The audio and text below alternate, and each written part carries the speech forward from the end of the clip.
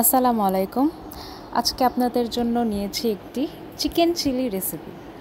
তো আজকে আমরা চিকেন চিলি একদম চাইনিজ স্টাইলে কিভাবে করে সেটা আমি দেখানোর চেষ্টা করব, আমি যতটুকু পারি। তো প্রথমে এখানে আমরা চিকেন কিউব কিউব করে কেটে আমরা ম্যারিনেট করব। এখানে আমি আদা রসুন, লবণ, সয়া সস, ওয়েস্টার সস, মরিচ, একটু লেবু চিপে দিচ্ছি। এগুলো সব কিছু দিয়ে টেস্টি সল্ট মানে আপনাদের পরিমাণ মতো দিয়ে নেবেন পোর্শন অনুযায়ী। তো ভালো মতো আমি এটা মেখে নিয়ে ম্যারিনেট করে রেখে দিব। তারপর এখানে আমরা ওই যে চিকেন পপকর্নগুলো আমরা ভালো মতো ভেজে নিচ্ছিলাম, কর্নফ্লাওয়ার আর নিয়ে মেখে আটা দিয়ে মেখে ফ্রাই করে নেব। তো এখানে আমি একটা কড়াইয়ে তেলের মধ্যে রসুন আর পেঁয়াজ ভেজে নিচ্ছি। তারপরে যে এরকম পেঁয়াজগুলো এরকম একটু বড় বড় করে কেটে নিতে হবে। চিকেন চিলির মধ্যে এরকম করে পেঁয়াজটা দিলে খেতে বেশি ফ্লেভারটা ভালো আসে। তো আমি এইভাবে কেটে নিয়েছি। এটা পরে দিয়ে রসুনের সাথে পেঁয়াজটা ভালো মতো ভেজে নিতে হবে। পরে দিয়ে আমি একটু লবণটা অ্যাড করে দিবেন আপনারা অবশ্যই। তারপর এখানে এই যে আমি ক্যাপসিকাম কেটে রেখেছিলাম। তো এখানে এই যে আমি ডিফারেন্ট কালারের ক্যাপসিকাম দিয়েছি যেন দেখতে আর কি কালারফুল আর সুন্দর হয়। সেখানে ইয়েলো, গ্রিন, রেড সবগুলোই আমি ইউজ করেছি। আর একটু বরবটিও দিয়ে দিয়েছিলাম একটু কালারফুল লাগার জন্য আর টেস্ট আসার জন্য।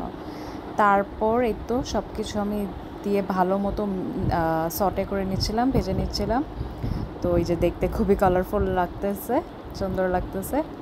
বাই দ্য ওয়ে, এটা রোজার টাইমে ছিল, আমি এখন ভিডিওটা করতেছি। রোজার টাইমে আর আলাদা করে রেসিপিটা দেওয়া হয় নাই। তো এই যে পরে দিয়ে আমি একটু গাজর কুচি কুচি করে কেটে দিয়েছি। গাজরটা দিলেও ফ্লেভারটাও খুবই ভালো আসে আর কালারটাও দেখতে খুবই ভালো হয়। তো আমি সব কিছু মিক্স করে ভালো মতো ভেজে নিলাম।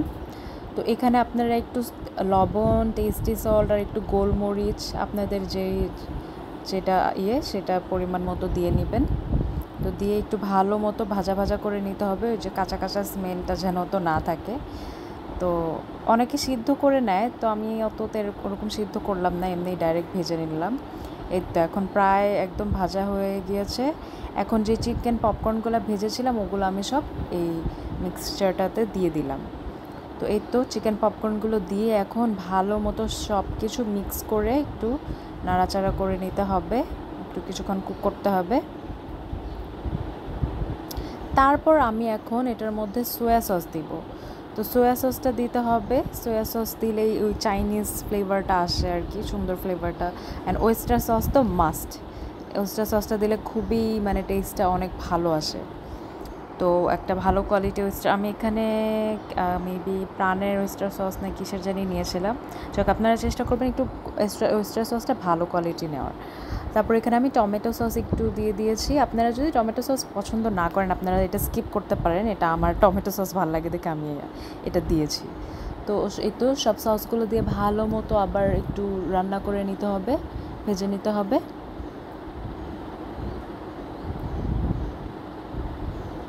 তো এখানে বেশ কিছুক্ষণ আমি একটু রান্না করে নিলাম। তারপর আমি একটুখানি পানি অ্যাড করে দিলাম, বিকজ পানিটা অ্যাড করলে কি হয় একটু সুন্দর একটা গ্রেভি হয়ে যায়। তো প্রথমে পানি দিয়ে একটু নাড়াচাড়া করলাম, পরে দিয়ে হইতেছে আরও একটু পানির মধ্যে কর্নফ্লাওয়ার গুলিয়ে পরে দিয়ে একটু পর ওই মিক্সচারটা আমি ঢেলে দিব। তাহলে আর কি সুন্দর গ্রেভিটা ক্রিয়েট হবে। বিকজ একদম ড্রাই খেতেও ভাল লাগে না, মানে একটু গ্রেভি যদি হয় তাহলে ভাল লাগে। তো এখানে আমি ম্যাজিক মশলা দিয়ে দিলাম। এটা আমার এই মশলাটা ফ্লেভারটা খুবই ভালো লাগে, এর জন্য আমি ইউজ করি। আপনারা চাইলে দিতেও পারেন, অথবা অন্য যদি কোনো মশলার মিক্সচার আপনাদের পছন্দ হয়ে থাকে আপনারা সেটাও ইউজ করতে পারেন, অ্যাজ ইউর উইশ। তো আমি এটা দিয়ে দিয়েছিলাম। তো এই যে কর্নফ্লাওয়ারের পানিটা দেওয়ার কারণে এই যে এরকম একটু ঘন ঘন হয়ে আসছে, গ্রেভি হয়ে আসছে। তো এই তো প্রায় আমার শেষ এখন।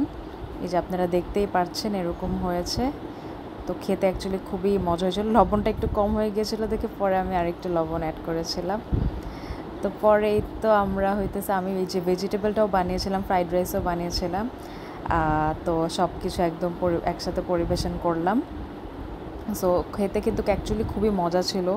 পুরা রেস্টুরেন্টের মতোই লাগতেছিল। আসলে ঘরেই খুব সহজেই কিন্তু তৈরি করে ফেলা যায়। সো আপনাদের এই ভিডিওটা ভালো লেগে থাকলে প্লিজ একটা লাইক, কমেন্ট, শেয়ার দিয়ে দিবেন, অ্যান্ড অবশ্যই প্লিজ সাবস্ক্রাইব করে সাথে থাকবেন।